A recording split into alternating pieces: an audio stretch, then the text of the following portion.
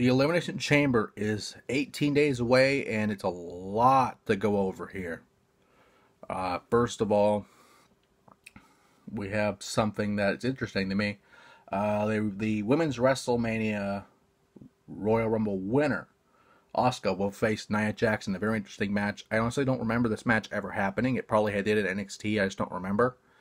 I know Bayley versus Jax happened in NXT, but I don't remember Asuka and Jax happening. It might have happened. I don't know.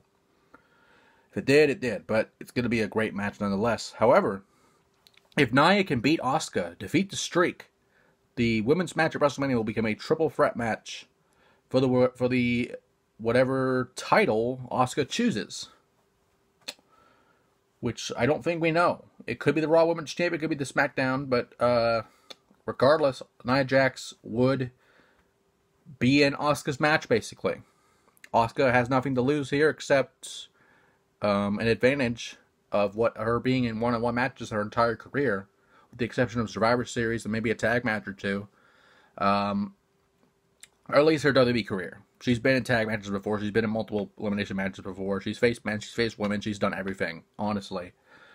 And I don't know what would happen. Because especially since Enzo Amore got fired, you have to do something with Nia. You have to make her relevant. And I feel like if the streak is going to end, then Nia Jax will be the one to do it. However, if it doesn't happen, then at least put her in something at WrestleMania, you know? Next up, the first ever Women's Elimination Chamber match for the Raw Women's Championship. And Alexa made very good points in this match, and we'll get to those a little later on. Alexa will defend against Bayley, Sasha Banks, Sonya Deville, Mandy Rose, who had a fine showing last night in the mixed match challenge. Try saying that 5 times fast. And Mickie James. This is the first ever chamber. Again, this is a match I have wanted to see for a very long time. And as far as this match is concerned, I don't know. You know, because this is the first ever, you know, women don't really have experience inside this chamber. They may have watched chamber matches, but watching the match and experiencing the match in itself is two different things. Especially since this match contains over 10 tons of steel. Over 2 miles of chain designed to punish the human body. Truly Satan's structure if there ever was one.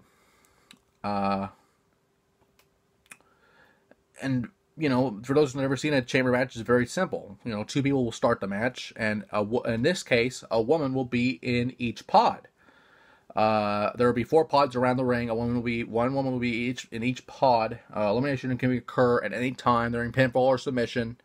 And the last woman standing wins. And of course, they would enter in random 5-minute or 10-minute intervals. I don't remember maybe the first one's 10 minutes and the next one's 5, or the first one's 5, the next one's a couple minutes tacked off, I guess. I'd have to look at it at the end to remember exactly. But, however, with this match, ironically, it would favor Sonya Deville. Being in an MMA environment, you're in cages a lot. You're in structures of this nature. Maybe not of this nature, but you're in chained and cages and all kinds of structures, and that punishment on your body with any kind of steel or any kind of metal on your body takes your toll after a while, and Sonya would have the best advantage in this match. Especially since Absolution to basically the remainder of it, because Paige is basically retired at this point, you know, they were going to get her in Absolution, Mandy Rose and Sonya, would be great to be in this match. It's interesting. I don't know. With these matches, you have to go of who will win and who will not win. And it's much like the Rumble, really. And with Alexa Bliss, it's possible she could lose this. It really is. But I don't know. You know, do we want to see Bliss and Asuka? It really depends on if you want Asuka to face the Raw Women's Champion at WrestleMania. Or the SmackDown Women's Champion, for that matter. I don't even know if Asuka has decided yet. I don't know. I don't think anyone knows. However, if Bliss retains, it might be Asuka versus Bliss, because a Charlotte-Asuka match, a face-face match, again, we're having the WWE title face versus face, but you don't normally see that in several title matches. in a row for a good reason. It's just simple booking. A heel and a face each other. It's really simple. I mean, it's been that way since the dawn of time, or at least the dawn of wrestling, at least. But again, any of these women could win. I don't know. I really don't. I will say Sonya has the best advantage here in this match, just with that past experience. Mandy might not win. I don't think it'll happen. Mickie James, it's possible, but I don't think so. Sasha could go into WrestleMania as a champion and face Asuka again. It was an amazing match with them a couple weeks ago, and Bayley and Asuka had a great match as well.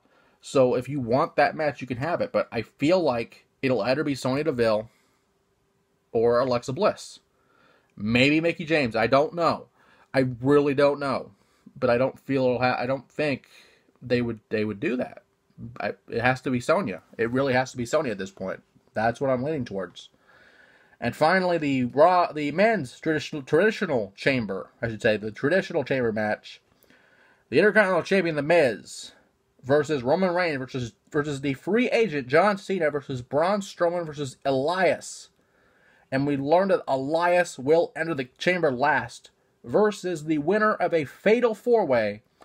It'll either be Finn Balor, Broken/Woken Matt Hardy, Apollo Crews, and who fucking... Maybe Kane? Maybe? I don't remember who the fourth guy... Bray Wyatt. Yeah, Bray Wyatt's the fourth guy. So it's going to be either Wyatt, Balor... who did I just say? Apollo and, I just said it too. Matt Hardy. It'll be in there. And the same rules apply, hopefully, like the Women's Chamber match. But it does bring a good point. And that is, why is Brock Lesnar not defending the title in the Chamber? I mean, is Bliss more reliable than Brock? She probably is. But she made it look like Kurt was sexist, made it look like he was racist because he yelled at his fucking black son. And that'll happen. If you yell at a black person, it'll happen. I'm not going to deny that. It happens to people. If you yell at a black person long enough, you'll be deemed racist, which he was at that time. But Kurt has good reasons to yell at him because it's his fucking son and he's fucking up. But either way, to the point where why is Brock not fucking, defending the title in the Chamber? It makes perfect sense. However, as far as this match goes, we don't know who the sixth man is. I'm gonna go with either Cena, Reigns, because they've been pushing Reigns and Brock pretty hard. Braun, maybe Elias. Miz probably won't because he has the Intercontinental title. But it's possible. Anyone could really win. It just depends who that sixth person is.